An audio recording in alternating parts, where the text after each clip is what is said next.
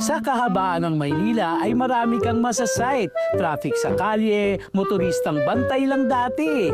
Maging mga pumapasok at naglalabasan, estudyante. Pero alam nyo ba ang pinakapinipilahan na di matatawaran? Ang Incredible Musikera / Good Samaritan. Tay, gusto niyo sopas po?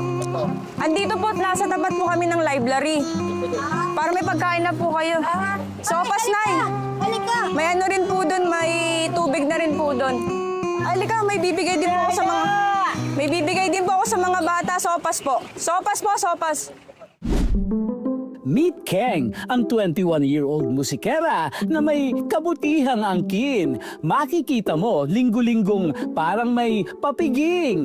Tayo, unahin ko lang po yung mga bata, okay lang po? Sige lang po, sige lang po. Kaya kaliwat ka na ng mga tingin ng mga napapadaan at kahit tambay na bet makikain. Maganda bata pa siya, tumutulong na siya sa mga mga mahirap. Pag dumating kayo dito, di kami andito rin. Pero ako araw-araw dito. Pero masarap ang pagkain. Pagkahaba-haba ng pila, blockbuster ang pasopas ni Mayora. Aba, merong ang bigay dala-dalawa at meron namang bumabalik-balik pa. Meron din namang naglalakad at napapahinto. Parang dito ka sa Maynila, parang sobrang busy ng mga tao. Parang syempre, wala ka ng pakialam sa iba. Pero may mga ganun pa pala mga klase ng tao na kumbaga may malasakit. Pag-abot lang ng konting mainit na sabaw, parang it's a kind of, there is something good in humanity pa rin.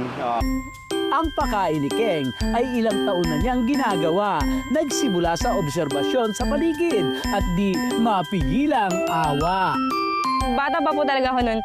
Napapatanong po ako bakit sila sa kalsada natutulog, bakit wala silang sariling tahanan. Tapos minsan nako-compare ko rin po yung sarili ko na na bakit ako may bahay sila wala.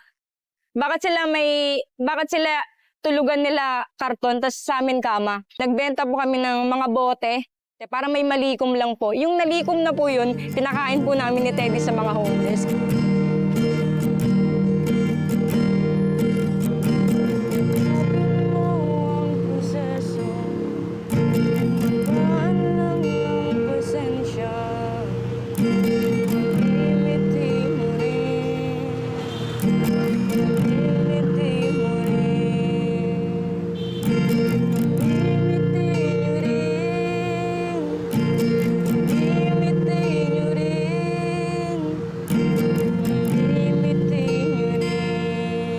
Yakapin mo ang proseso. Iyan ang kanyang paalala sa mga tao na kung dagok man ang kinakaharap sa kasalukuyan, ay di ito ang magdidikta sa iyong kinabukasan.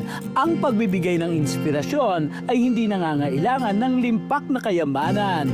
At si Keng ang patunay na sa pagtulong, ang bawat isa ay may kakayahan.